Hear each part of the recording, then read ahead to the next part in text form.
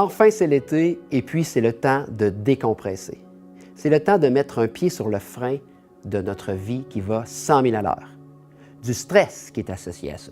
Pourquoi? Parce que je vous le dis dans le mille, il y a plein d'études qui relatent que le stress est associé au gain de poids. Plein. Ce que ça fait en sorte, c'est que ça ralentit notre métabolisme, on a de la misère avec nos signes de satiété, la bouffe réconfort, etc., etc. Ce qui fait en sorte qu'au bout de l'année, juste à cause du stress, on a 10 livres en plus. Puis moi, je pense qu'il faut arrêter ça. Il faut prendre conscience. Puis inspiré par une dame qui s'appelle Sonia Lupien, et là, je vais vous lire son titre. Elle est directrice scientifique du Centre de recherche de l'Institut universitaire en santé mentale de Montréal, et de plus, elle est directrice du Centre d'études sur le stress humain. Alors, inspirée par une entrevue qu'elle a donnée à la presse, j'ai le goût de vous en parler, moi, du stress qui est associé au gain de poids. Parce qu'on est tous pareils, nos vies vont 100 000 à l'heure. Puis le thème de ma chronique, c'est « Être lent, non. Mais ralentir, oh oui, par exemple. » Parce qu'il ne faut pas tomber dans les stéréotypes non plus. On en connaît tous des gens qui sont très lents, en retard, qui désirent être hippies et ralentis, mais ça ne veut pas dire qu'ils ne sont pas super stressés. Et on connaît bien sûr des gens qui sont plus actifs, qui bougent plus, mais qui sont super zen.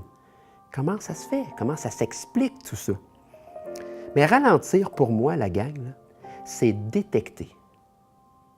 C'est exactement comme lorsqu'on s'en va en automobile et puis qu'on détecte qu'au loin, il y a quelque chose de dangereux. Qu'est-ce qu'on fait? On ralentit et on est plus aux aguets. Mais il faut faire exactement la même chose avec notre stress, avec notre mode de vie. Le problème, c'est qu'on ne sait plus comment faire. Les signes que ça va trop vite, je vais vous les donner dans le mille, toujours selon Mme Sonia Lupien. Le premier, le ventre. On a des maux de ventre, on a des problèmes de digestion. C'est sûr, le corps envoie toute l'énergie au cerveau pour gérer le stress.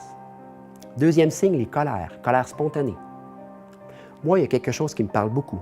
Quand je tombe en colère auprès de mes enfants pour des riens, ils ne méritent même pas ça, là, que je tombe en colère excessive comme ça. Mais moi, c'est un signe qui me parle énormément. Donc, les colères. Consommation. Consommation de bouffe, consommation d'alcool, le petit verre de vin qui nous relaxe, le petit verre de vin qui nous fait grossir aussi, le petit verre de vin qui nous fait sortir de notre trac consciente de qui on est. Ça peut être la consommation de magasinage, là. Donc, tous les excès, finalement, dans lesquels on peut tomber, ça aussi, c'est un signe qu'il faut ralentir. C'est un signe de stress extrême. Les tensions musculaires. Dans le fond, le stress, là, moi, j'ai lu ça comme un poids de 20 livres sur nos épaules. Au début, tout va bien. Mais à un certain moment donné, on n'est plus capable, puis on a mal dans le dos. On a mal aux articulations. Et c'est normal. Et finalement, l'attention sélective. On se fait notre to-do list, on se fait notre liste de priorités, que ce soit en santé ou pour la semaine, pour gérer justement ce stress-là, mais surtout en santé, en bouffe. Puis on ne sait plus qu'est-ce qui est important, qu'est-ce qui l'est moins. Notre attention sélective n'est plus là. Ça aussi, c'est un signe de stress. Maintenant, comment on fait pour gérer tout ça? Comment on fait pour trouver des solutions pour ralentir?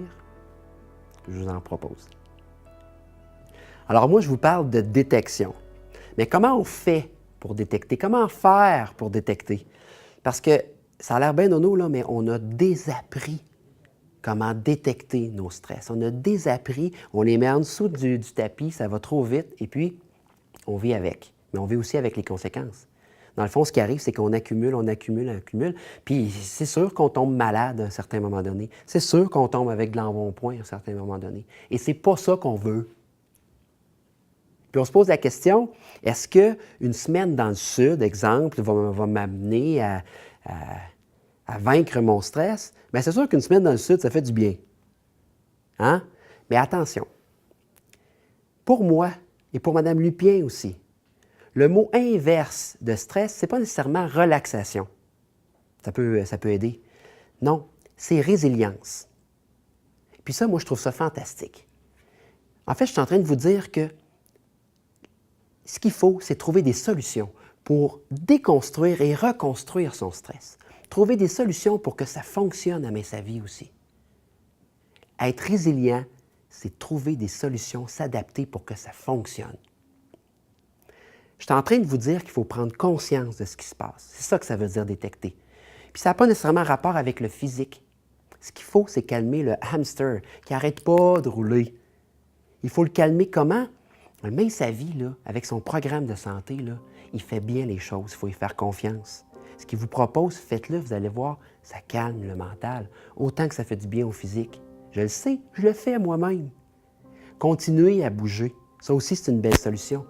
Méditer, faire de la cohérence cardiaque, c'est sûr que ça aide. Écouter sa musique préférée, ça aide. C'est des petites solutions. Juste aller prendre sa marche au boulot, un petit 15-20 minutes, une demi-heure pendant l'heure du dîner, ça aussi, c'est une super solution. Il ne faut pas attendre de laisser notre emploi de façon drastique ou de péter une coche à notre conjointe ou à nos enfants de façon drastique. Il faut trouver de simples petites solutions pour détecter, prendre conscience, puis reconstruire. Puis, est-ce qu'on a le temps de ralentir? Ça, c'est une bonne question.